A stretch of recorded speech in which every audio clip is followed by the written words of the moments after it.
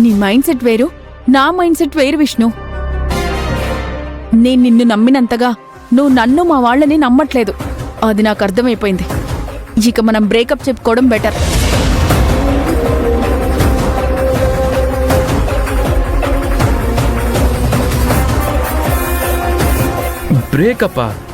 Breakup ఏంటి కీర్తి? నా కళ్ళ ముందు మీడియా వాళ్ళందరూ చెప్పిన మాటలు, మా అమ్మ నన్ను అడిగిన ప్రశ్నల్ని బట్టి అంకుల్తో అలా మాట్లాడాను. కానీ నిజంగా నాకే డౌట్ లేదు కీర్తి. నువ్వుకేం చెప్పినా నేను విన్నల్చుకోలేదు విష్ణు. వెళ్ళిపో. ఇక నువ్వెప్పుడు ఇంటికి రావద్దు. నన్ను కలవాలని ప్రయత్నం చేయకు. అది కాదు కీర్తి.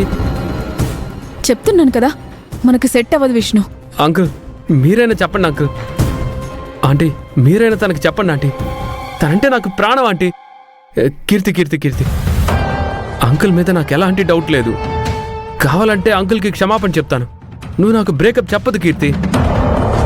అంకుల్ మీతో అలా మాట్లాడినందుకు నన్ను క్షమించండి. I'm extremely sorry. మీ కాళ్ళు పట్టుకుంటాను. ఏ విష్ణు, అయ్యో ఏంటిదంతా? ఏంటయ్యా ఏంటిదంతా? తనకి చెప్పండి అంకుల్. బ్రేకప్ చెప్పొద్దని చెప్పండి అంకుల్. ప్లీజ్ కీర్తి. చూడు విష్ణు, నాకు గానీ నా కూతురుకి గానీ ఎవరినైనా ప్రేమించడం తెలుసు, కానీ చిన్న చిన్న మనస్పర్ధలతో మనుషులను దూరం చేసుకోవటం మాకు తెలియదయ్యా. నువ్వు అలా అనేసరికి కోపంలో తను అలా మాట్లాడుతుంది అంతే. లేదు డాడీ,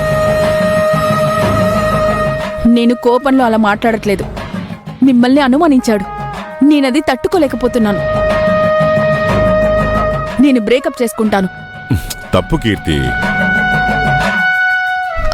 కీర్తి తప్పమ్మా. విష్ణు వాళ్ళ అమ్మగారు అడిగిన ప్రశ్నలకు తనకు అనుమానం వచ్చి ఇలా అడగడానికి వచ్చాడు తప్ప నిజంగా డాడీ మీద తనకు అనుమానం ఉండుంటే గనక అసలు మన ఇంటికే రాడు కదా. అవునాంటీ, అలా చెప్పండి aunty. Keerthi please Keerthi, breakup చెప్పదు కీర్తి. వదిలి విష్ణు. కీర్తి ఉండు కీర్తి, ప్లీజ్ కీర్తి, నా మాట విను కీర్తి. అంకుల్ అంకుల్ మీరైనా చెప్పండి అంకుల్. నువ్వేం భయపడకయ్యా, నేనున్నాను కదా.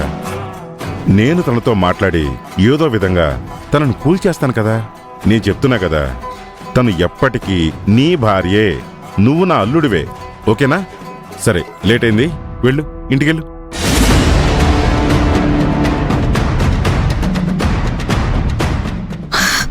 మమ్మీ వెళ్ళిపోయాడా? అబ్బబ్బబ్బబ్బబ్బా, అబ్బా కూతుర్లు ఏం యాక్టింగ్ చేశారు. జరిగిందంతా ఆ మినిస్టర్ రాజకీయ చదరంగం కోసం చేశాడని చెప్పేసి నువ్వు నాన్నని అవమానించావా? నీతో బ్రేకప్ అని నీ కూతురు. అబ్బబ్బబ్బబ్బబ్బబ్బా, యాక్టింగ్ ఇరగదీసేశారు బావా. దెబ్బకి ఎలా బతిమిలాడాడో చూసావు కదా. వాడికి బ్రేకప్ చెప్తానని చెప్పేసరికి డాడీ కాళ్ళు పట్టుకొని క్షమాపణ అడిగాడు. చూసావుగా. నువ్వు కాదు అంటే వాడు పిచ్చోడైపోయేలా ఉన్నాడే. ఈ విషయంలో ఇప్పుడు పూర్తిగా క్లారిటీ వచ్చింది. ఆ పిచ్చిలోనే వాడిని ఉంచుతాను మమ్మీ. ఆ పిచ్చితోనే వాడిని ముంచుతాను. ఆ అన్నపూర్ణ మీద, వాళ్ళ కుటుంబం మీద పగ సాధిస్తాను. డాడీ కళ్ళల్లో ఆనందాన్ని చూస్తాను.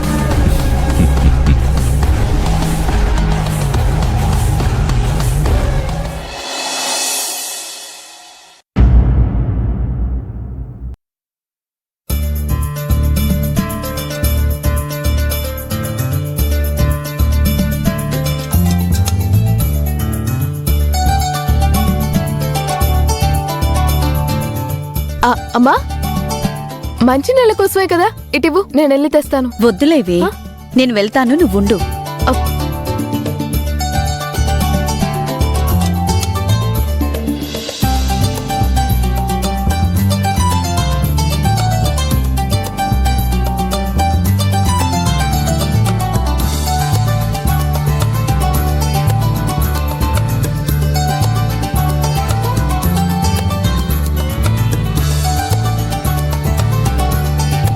ఏంటి లలిత, ఇంత ఆనందంగా కనిపిస్తున్నావు? అదేం లేదులే, ఆవిడికేంటమ్మా, పిల్లల్ని వేసుకుని హాయిగా ఒకతే ఇంట్లో ఉంటుంది. కట్టుకున్న మొగుడుంటాడా, తోడెవరైనా ఉన్నారా?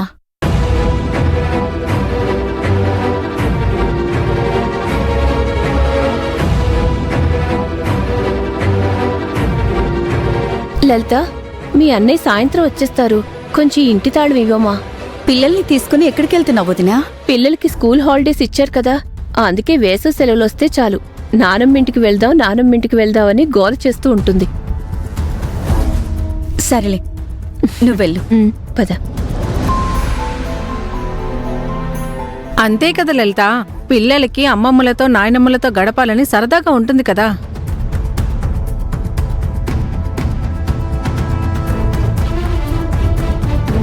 దీని సంగతి పక్కన పెడితే నాకు కూడా ఎప్పుడెప్పుడు మా అత్తగారితో ఉందామా అని ఉంటుంది. ఎందుకంటే ఆవిడ నన్ను అత్తలా కాదు, అమ్మలా చూసుకుంటుంది. నేనొచ్చానంటే చాలు ఎంత సంతోషపడిపోతుందో తెలుసా? అందరికీ అలాంటి అదృష్టం ఉండొద్దు. నా మటుకు నాకైతే అత్తయ్యే లేదు. నీకు లేదు సరే, లలితకున్నా ఏం ప్రయోజనమని? కంటి ముందే ఉంటుందే కాని ఎప్పుడైనా కాలు వాళ్ళ ఇంట్లో పెట్టిందా? దీనిలాగే పిల్లలు కూడా దిక్కు మొక్కు లేనోళ్లాగా ఇంట్లోనే పడి ఏడుస్తూ ఉంటారు.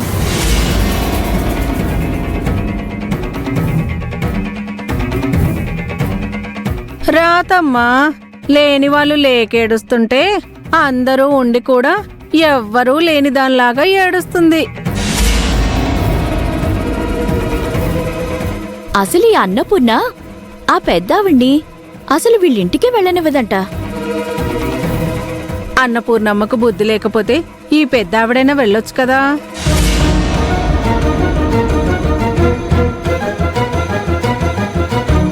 మా వదిని ఎదురుగానే పెట్టుకొని మీకు బుద్ధుండే మాట్లాడుతున్నారు. అసలు మా వదిన గురించి ఏం తెలుసని మాట్లాడుతున్నారు మీరు? నిర్మల, లేకపోతే ఏంటొదినా, ఏదో మన ఇంట్లో విషయాలన్నీ వీళ్ళకి తెలిసినట్టు వీళ్లే దగ్గరుండి మొత్తం చూసినట్టు మాట్లాడుతున్నారు. ఆ ఇంటికి మా అమ్మని వెళ్ళొద్దని ఎవరాపారు?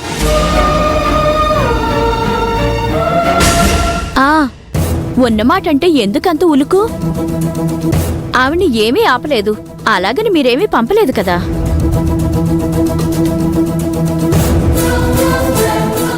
మనకెందుకులే వదినా, వాళ్ళు ఏదో పడతారు. ఏదో లలితను చూసి బాధేసి అంటున్నాము అంతే. పద వెళ్దాం. వెళ్దాం పదవే.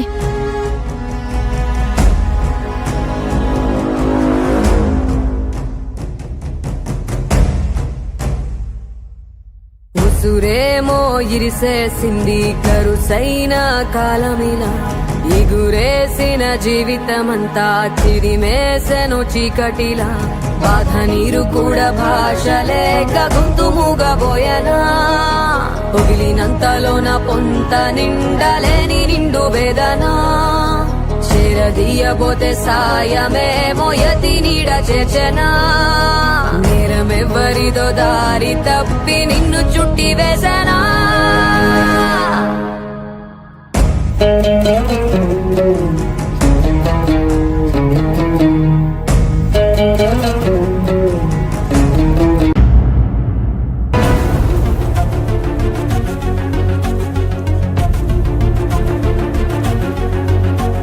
నాకు కూడా ఎప్పుడెప్పుడు మా అత్తగారితో ఉందామా అని ఉంటుంది. ఆవిడ నన్ను అత్తలా కాదు, అమ్మలా చూసుకుంటుంది. అందరికీ అలాంటి అదృష్టం ఉండొద్దు. కంటి ముందే ఉంటుందే కాని ఎప్పుడైనా కాలు వాళ్ళ ఇంట్లో పెట్టిందా? అందరూ ఉండి కూడా ఎవ్వరూ లేని దానిలాగా ఏడుస్తుంది.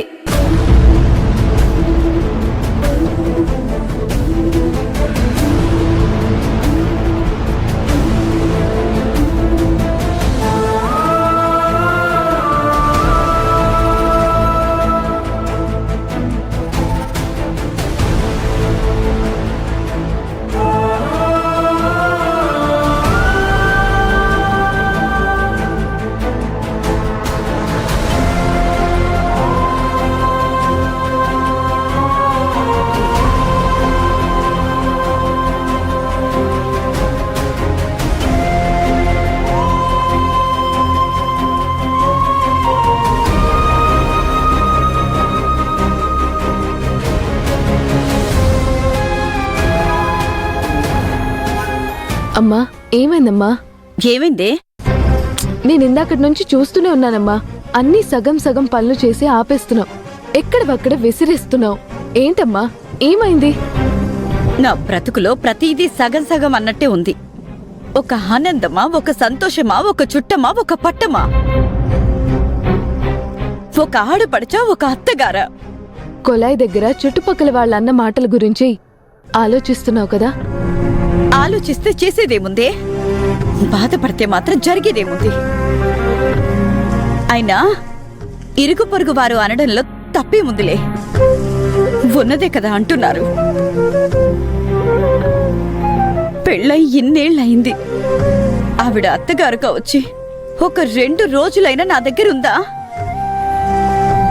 ఆవిడకి పెద్ద కోడలంటేనే ఇష్టం మరి. నేను మాత్రం నా వాళ్ళు, నా కుటుంబమని అనుకునేది వాళ్ళనే కదా. ఆవిడ మాత్రం ఆ ఇంటికేనా? మనింటి కూడా పెద్దే కదా. అది తెలియకపోతే ఎలా? నాకు ఉంటుంది కదా, ఆడపడుచుతో సరదాలు పంచుకోవాలని, అత్తగారిని దగ్గరుంచుకొని అమ్మలాగా చూసుకోవాలని ఉంటుంది కదా. ఎందుకు నేను ఇలా ఉండాలి? ఎందుకు ఆవిడ అసలు నన్ను పట్టించుకోదు? ఎందుకు నా ఇంటికి రాదు? ఎవరు లేని వాళ్ళు ఎలా ఉన్నారో అందరూ ఉండి కూడా నేను ఇలా ఉండాల్సి వస్తుంది. ఛీ!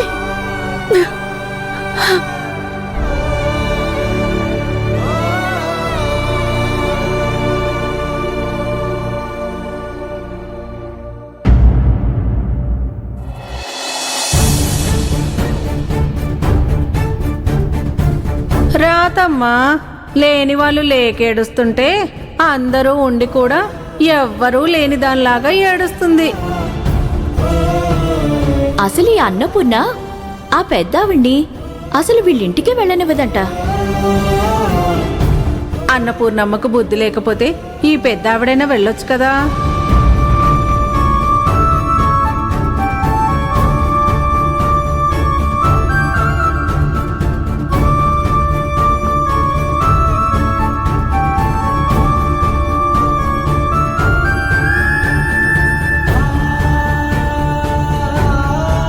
అనయ్య, మళ్ళీ మన క్యాటరింగ్కి ఆర్డర్స్ రావడం మొదలయ్యాయి. ఇక మన అన్నపూర్ణ క్యాటరింగ్ సర్వీస్ దారిలో పడిపోయినట్టే.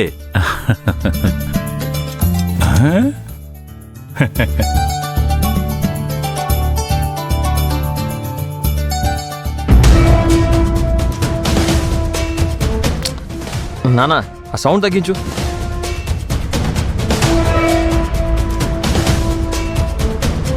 అవునా, ఎప్పుడు లేదేంటి టీవీలో సీరియల్స్ చూస్తున్నావు?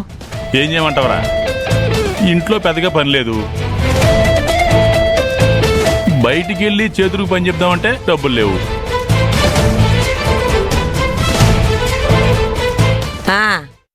నీకిలాగే ఉండాలి, అప్పుడే కుదురుగా ఉంటావు. అయినా టీవీ సీరియల్లో చూడడానికి ఏముంటుంది బావా? అవును, ఎప్పుడు కొట్టుకోవడానికి, ఒకరినొకరు తెప్పి పడడానికి తప్ప. అదే కావాలి జనాలకే. అత్తగారు కోడల్ని ఎలా చంపాలని ప్లాన్ చేస్తుంది, కోడలేమో అత్తయ్య గారిని ఎలా అయినా ఇంట్లోంచి గెంటేయాలని మొగుడికి ఎలా చెప్తుంది. మనం ప్రశాంతంగా ఉండాలి, కానీ పక్కింటోళ్ళు కొట్టుకు చావాలని జనం సైకాలజీ. అందుకే ఏ సీరియల్ తీసినా హిట్ అయిపోతుంది.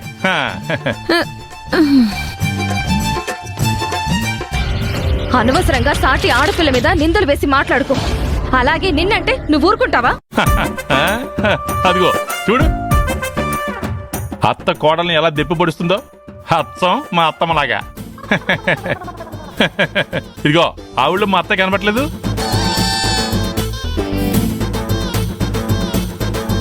మా అమ్మేమి అలాంటిది కాదులేండి. నువ్వు కూతురు కాబట్టి నీకు తెలియట్లేదు. నన్ను ఎంత రాచి రంపాన పెడుతుందో నీకేం తెలుసు? ఎప్పటికప్పుడు నీకు ఇలా వాతలు పెట్టబట్టే నువ్వు ఇంకా నేల మీద ఉన్నావు. లేకపోతే ఇంకోలా చూస్తే ఇంకెక్కడుండేవాడువో.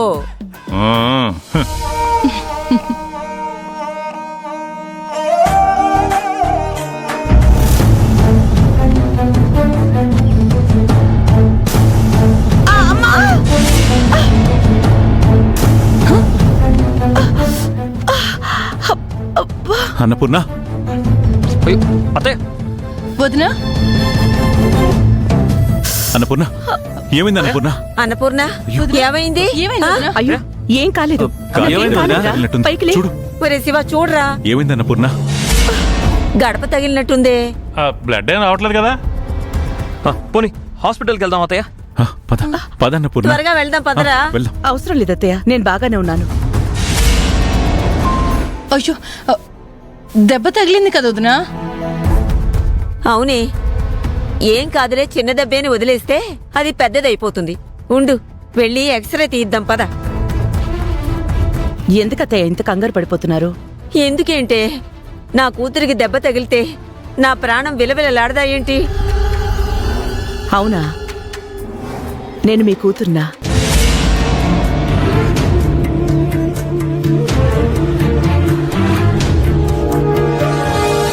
అమ్మమ్మ ఎప్పుడో నేను కూతురే అంటుంది కదత్తా.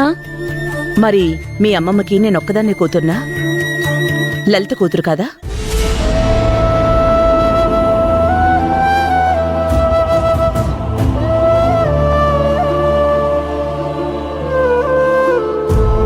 అలా నేనెప్పుడు అనలేదు కదా. కానీ తల్లి లాంటి మీరు తన దగ్గరికి ఎప్పుడు వెళ్ళలేదు కదా. ఏంటన్నపూర్ణ కొత్తగా మాట్లాడుతున్నావు? అమ్మ అక్కడికి వెళ్ళడం ఏంటి?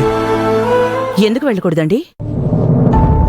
పెళ్ళయ్యి ఎన్ని సంవత్సరాలవుతోంది, ఒక్క 2 రోజులైనా లలిత దగ్గర ఉన్నారావిడ?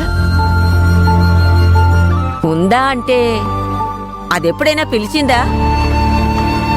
పిలిస్తేనే వెళ్ళడానికి మీరేమీ చుట్టం కాదుగా. ఈ ఇంట్లో ఎలాగో ఆ ఇంటికి పెద్ద కూడా మీరే కదా. అవునమ్మమ్మ, పాపం లలిత అత్తయ్యకి కూడా అమ్మగారు తోడో అత్తగారు తోడో ఉండాలని ఉంటుంది కదా. ఆడపిల్ల సాధింపులంటే ఏమీ లేవు. అత్తగారి వేధింపులైనా ఉండాలని కోరుకుంటున్నట్టుంది పాపం. వెళ్ళొచ్చి అత్తయ్య, వెళ్తే చాలా బాగుంటుంది. వెళ్ళు. ఏంటల్లుడు, నేనక్కడికి పోతే నువ్విక్కడ ప్రశాంతంగా ఉండొచ్చు అనుకుంటున్నావా? అందుకేనా పో అంటున్నావు? ఎందుకు చెప్తున్నానో అర్థం చేసుకోండి అత్తయ్య. కొన్ని రోజుల పాటు లలితతో ఉండిరండి. సడన్ గా ఈ నిర్ణయం ఏంటి అన్నపూర్ణ? చెప్తున్నాను కదండి, ఈ అమ్మ మీద ప్రేమ నాకొక్కదానికి మాత్రమే కాదు, లలితకు కూడా దక్కాలి.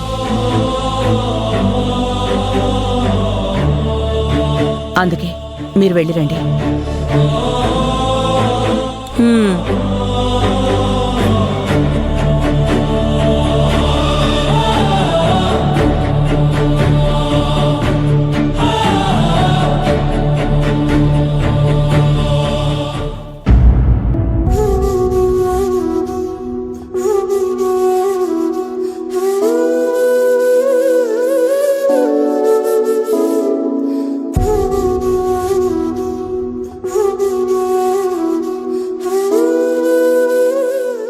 లలిత, లలిత, లలిత, లలిత. అమ్మా, నాన్న పిలుస్తున్నారు. గుమ్మం బయట నుంచి పిలుస్తున్నారేంటీనా?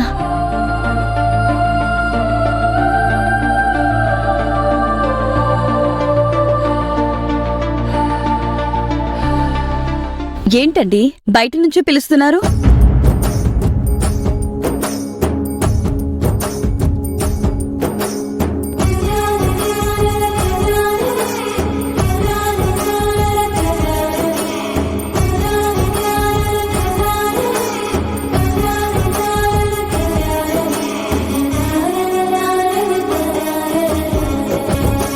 నానమ్మ, బ్యాగ్తో వచ్చావేంటి? తీర్థయాత్రలకు వెళ్తున్నారా? లేదు, హనీమూన్కి వెళ్తున్నానే. ఎక్కడికో పోయేదాన్నైతే బ్యాగ్ తీసుకొని నీ గుమ్మలోకి ఎందుకు వస్తాను? మీ అత్తయ్య గారు చిన్న కోడలు ఇంట్లో ఉండడానికి వచ్చింది అత్తయ్య.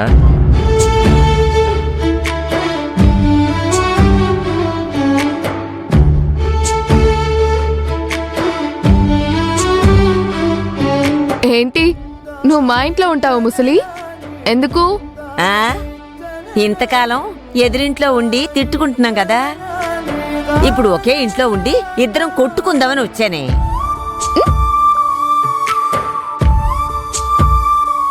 అవును చెల్లెమ్మా, ఎప్పటి వరకు ఇక్కడ నన్ను బాధేసింది, ఇప్పుడు నిన్ను అక్కడ బాధేయడానికి తయారైపోయింది. జాగ్రత్త.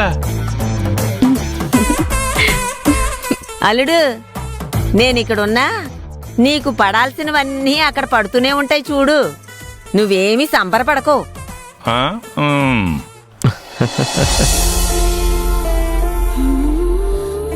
ఇంతకాలానికి చిన్న కోడలు ఇంట్లో ఉండాలనిపించిందా మీకు? అత్తగారింట్లో ఉంటే బాగుంటుందని ఎప్పుడైనా అనిపించిందానే నీకు?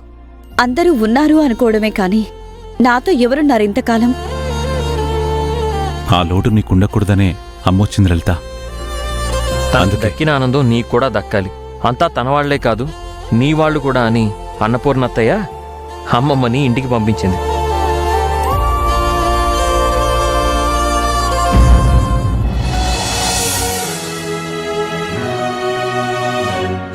ఓహో, ఆవిడగారు చెప్తే ఈయనే వస్తారనుకున్నా. ఇప్పుడు మీరు కూడా వచ్చారన్నమాట. ఆవిడెవరే ఆవిడ?